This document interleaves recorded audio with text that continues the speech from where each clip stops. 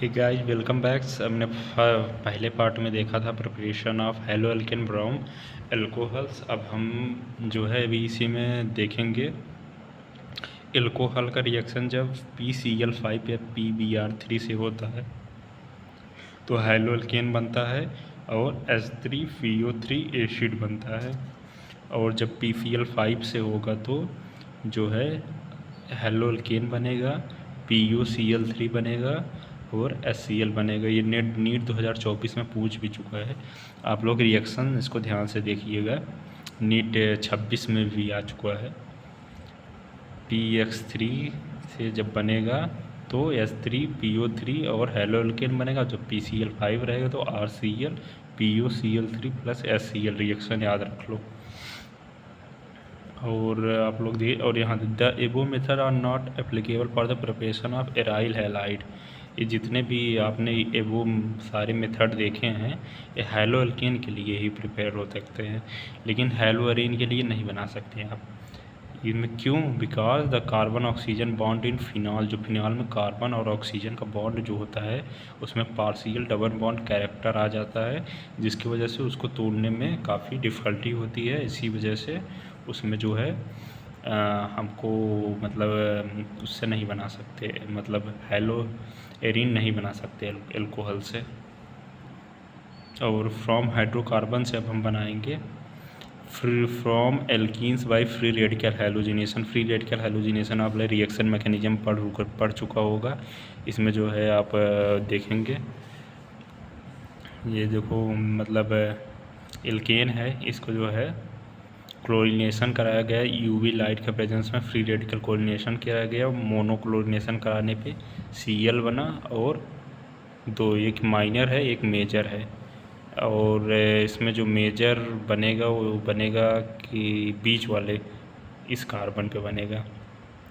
मतलब इसमें मार्कोनी का रूल लगेगा, मार्कोनी का रूल लगेगा, इसीलिए इसमें जो है फ्री रेडिकल में मार्कोनी का रूल लगा के मोर स्टेबल जो है कार्बो मतलब फ्री आयन बनेगा। इसकी वजह से ये मेजर हो जाएगा, ये माइनर हो जाएगा। मार्कोनी का रूल आपको पहले बता दें, मार्कोनी का रूल होता है उस कार्बन पे जो हैलोजन लगेगा जिस पे हाइड्रोजन की संख्या कम होती है। अब बढ़ेंगे फ्रॉम एल्कीन से। अभी हमने क्या पढ़ा? फ्रॉम एल्केन से, अब एल्कीन से पढ़ेंगे। Addition of hydrogen halides. An alkene is converted to the corresponding alkyl halide by the reaction of hydrogen halides, hydrogen bromide या hydrogen iodide। ये भी आपने पढ़ चुका होगा।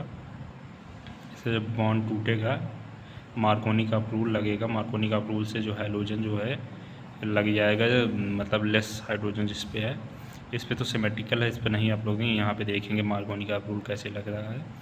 यहाँ देखिए बीच में जो है मेजर बन जाएगा आयोडाइड जब इस कार्बन पे लगेगा। अब देखेंगे एडिशन ऑफ हाइड्रोजन CCl4 के प्रेजेंस में जब हाइड्रोजन का एडिशन होता है तो विशनल डाइब्रोमाइड बनता है जो कि कलरलेस होता है। इसका हम एक चीज़ में और यूज़ करते हैं पता करने के लिए, डबल बॉन्ड मॉलिक्यूल पता करने के लिए। यहाँ आप देख सकते हैं CCl4 टू एल्कीन, जब ब्रोमीन CCl4 टू एल्कीन करेंगे रेडिश ब्राउन कलर का जो ब्रोमीन कॉन्स्टिट्यूएंट है, important matter about detection of double bond in molecule, this addition synthesis of vicinal dibromide which is colourless हो जाएगा। ओके, अब hydrogen exchange देखेंगे।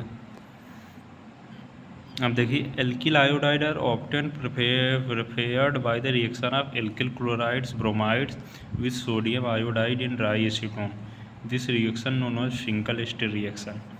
Alkyl iodide formation होता है bye the reaction of alkyl chloride या bromide, chloride या bromide जब लेंगे with sodium iodide in dry acetone. आपने हाइड्रोकार्बन में पढ़ा होगा sodium iodide in dry ether जो वुड रिएक्शन, लेकिन ये ड्राई एसीटोन है, ध्यान रखिएगा, जो कि फिंकल स्टेज रिएक्शन है। ड्राई एसीटोन करेंगे हमारा एल्किल आयोडाइड बन जाएगा और सोडियम क्लोराइड या ब्रोमाइड बनेगा जो प्रेसिएट होगा। NaCl precipitated in dry acetone, it facilitate the forward reaction of the रिचेटली द सेंसिस। अब हम पढ़ेंगे the synthesis of alkyl iodide पढ़ लिए। अब alkyl fluoride is best ignited by heating and alkyl chloride bromide in the presence of metallic fluorides. Metallic fluoride के presence में जो है हम एल्किल क्लोराइड या ब्रोमाइड को हीट करेंगे, जिससे हमारा सिंथेसिस ऑफ एल्किल फ्लोराइड होगा, जिसे हम क्या कहते हैं, स्वाट रिएक्शन कहते हैं। ओके,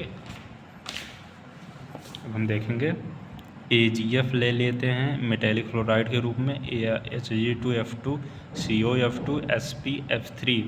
इसका जो रिएक्शन करेंगे हम जो है ब्रोमाइड या क्लोराइड से, तो हमारा जो है फ्लोराइड बनेगा, एल्किल फ्लोराइड बनेगा, जिसे हम स्वाट रिएक्शन कहते हैं। ओके, अब हम पढ़ेंगे प्रिपरेशन ऑफ हेलोएरीन्स।